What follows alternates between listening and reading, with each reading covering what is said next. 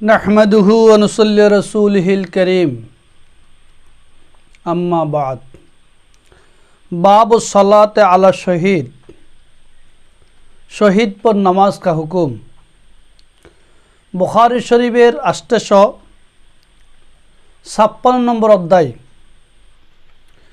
শহীদদের নামাজের হুকুম। শহীদের উপরে নামাজ যখন যারা আল্লাহর রাস্তায় জীবন দিয়ে শাহাদাত বরণ করে, ইসলাম প্রতিষ্ঠার জন্য, দিন প্রতিষ্ঠার জন্য কাবার মসজিদের সাথে যুদ্ধ করে, জিহাদ করে যারা আল্লাহর রাস্তায় শহীদ হয়, শাহাদাত বরণ করে, ওই শহীদের হুকুম কি, নামাজের হুকুম কি, শহীদের মর্যাদা সম্পর্কে হাদিসটি এখানে আনা হয়েছে। বুখারী শরীফের 1269 নম্বর হাদিস। حدثنا عبد الله بن يوسف قال حدثنا ليث قال حدثني ابن شهاب عن عبد الرحمن بن كعب بن مالك عن جابر بن عبد الله قال كان النبي صلى الله عليه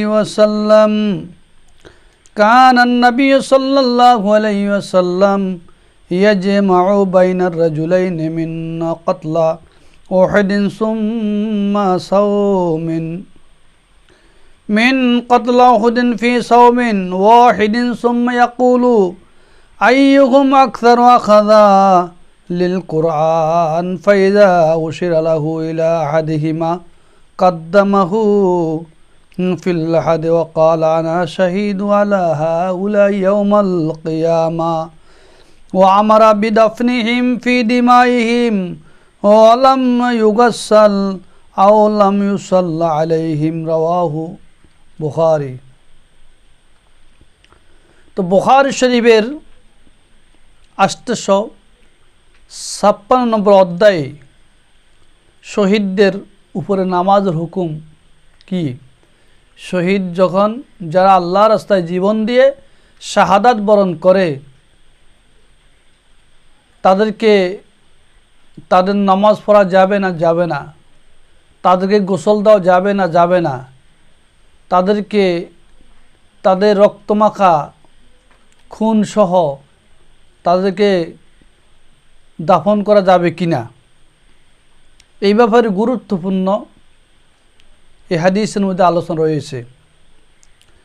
আল্লাহ রাসূলের সাহাবী হযরতে জাবের ইবনে আব্দুল্লাহ রাদিয়াল্লাহু তাআলা আনহু থেকে বর্ণিত, তিনি বলেন, নবী করিম সাল্লাল্লাহু আলাইহি ওয়াসাল্লাম বলেছেন, ইয়াজমাউ বাইনা রাজুলাইনি মিন কতলা উহুদিন ফি সাওবিন ওয়াহিদিন।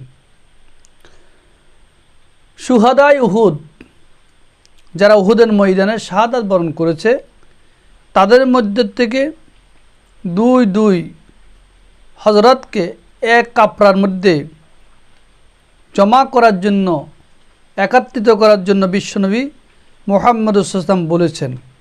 কারণ যারা উহুদের ময়দানে শাহাদাত বরণ করেছে, তাদেরকে কাফন দেওয়ার মতন এমন কোনো কাপড় ছিল না, কাপড়ের সংখ্যা ছিল কম।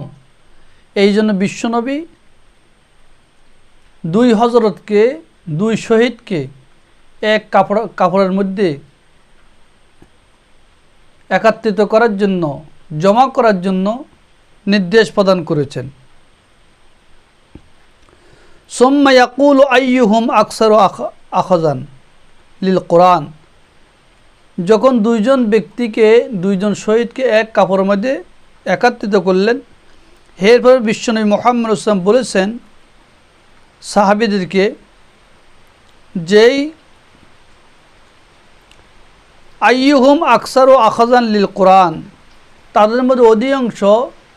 তাদের মধ্যে যেই ব্যক্তি অধিকাংশ কোরআনুল কারীম তেলাওয়াত করছে বা মুখস্থ করেছে, যারা অধিক পরিমাণে কোরআন জানে, অধিক পরিমাণে কোরআনুল কারীম জানে, অত হাফেজ কোরআন আছে, অধিক পরিমাণে কোরআন পড়নেওয়ালা আছে, তো ফাইজা উশিরা লাহু ইলা আহাদিহিমা, এই দুইজনে একজনের দিকে ইঙ্গিত করেছেন, ইশারা করেছেন যে কাদ্দামাহু ফিল লহদ, মানে যেই ব্যক্তি কোরআনুল কারীম বেশি জানে বা কোরআনুল কারীম যে বেশি মুখস্থ করেছে, এবং তাকে আগে কবরের মধ্যে রাখার ব্যাপারে।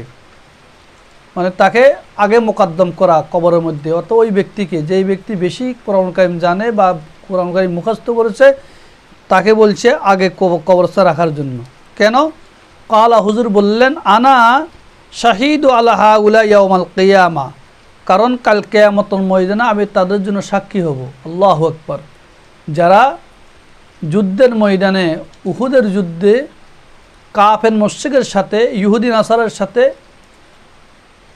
যুদ্ধ করে শাহাদাত বরণ করেছেন, মৃত্যুবরণ করেছেন, শহীদ হয়েছেন, এবং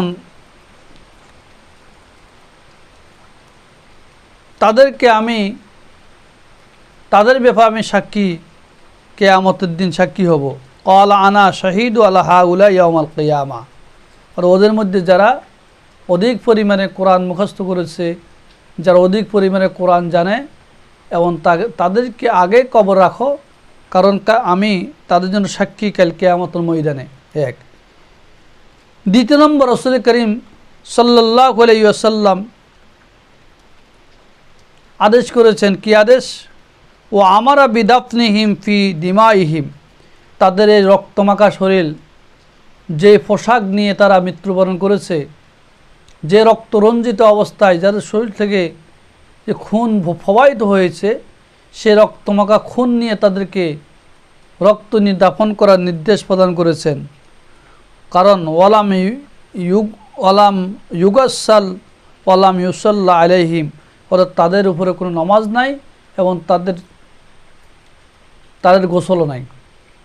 তো তাদেরকে জানাজা নামাজ ছাড়া এবং গোসল ছাড়া, মানে তারা যেই পোশাক নিয়ে মৃত্যুবরণ করেছে, যে অবস্থা রক্তমাখা শরীরে, খুন প্রবাহিত হওয়া শরীরে তারা মানে এখানে শাহাদাত বরণ করেছেন, তাদের ওই রক্তসহ, ওই রক্তমাখা পোশাক সহ, এবং তাদেরকে কবর দেওয়ার জন্য রাসূল করিম সাল্লাল্লাহু আলাইহি সাল্লাম নির্দেশ দিয়েছেন সাহাবীদেরকে।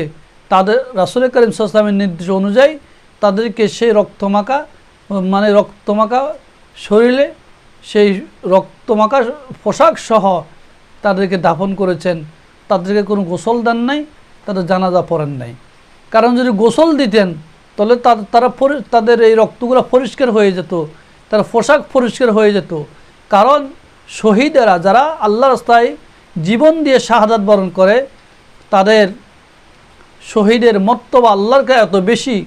শহীদ যেরকম আল্লাহর কাছে দামি, শহীদের পোশাক আল্লাহর কাছে দামি, শহীদের রক্ত আল্লাহর কাছে দামি।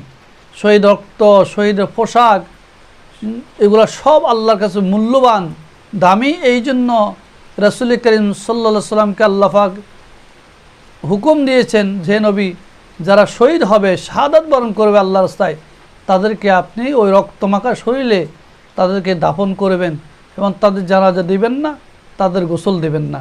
অর্থাৎ শহীদদের জানাজা এবং গোসল নাই, দেওয়া হয় নাই। এই জন্য রাসূল করিম সাল্লাল্লাহু আলাইহি ওয়াসাল্লামের এই নির্দেশ আমাদেরকে অবশ্যই পালন করতে হবে। আল্লাহ যেন, তো শহীদের মর্তবা আল্লাহর কাছে অধিক বেশি। এইখানে আল্লাহ রাব্বুল আলামিন, আল্লাহ রাসূল মুহাম্মদ সাল্লাল্লাহু আলাইহি ওয়াসাল্লাম শহীদের মর্যাদা বুঝাইছেন। শহীদের মর্যাদা কি? আল্লাহু আকবার। শহীদের মূল্য কত আল্লাহর কাছে। আজকে আমরা যারা ইসলাম প্রতিষ্ঠার জন্য, দ্বীন প্রতিষ্ঠার জন্য আল্লাহর রাস্তায় জিহাদ করে শাহাদাত বরণ করব এবং যুদ্ধ করে শাহাদাত বরণ করব, অবশ্যই আল্লাহ রাব্বুল আলামিন আমাদেরকে শহীদের মর্যাদা দান করবেন।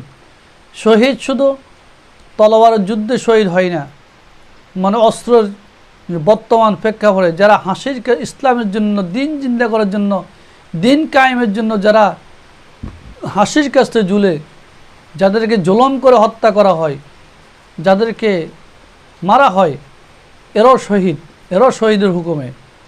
আজকে যাদেরকে ইসলামী হুকুমত প্রতিষ্ঠা করার জন্য, যারা দিন কায়েমের জন্য যারা আল্লাহর সাথে শাহাদাত বরণ করেছেন, বা বাতিলের সাথে যুদ্ধ করে শহীদ হয়েছেন, বাতিলের সাথে লড়াই করে ফাঁসিতে ঝুলেছেন, তারাও কি শহীদি মর্তবা পাবেন? আল্লাহ আমাদেরকে অবশ্যই শহীদের মর্তবা দান করেন। আল্লাহ পাক যেন শহীদের মূল্য দান করেন, আল্লাহর সাথে শহীদ হওয়ার সেই তৌফিক দান করেন।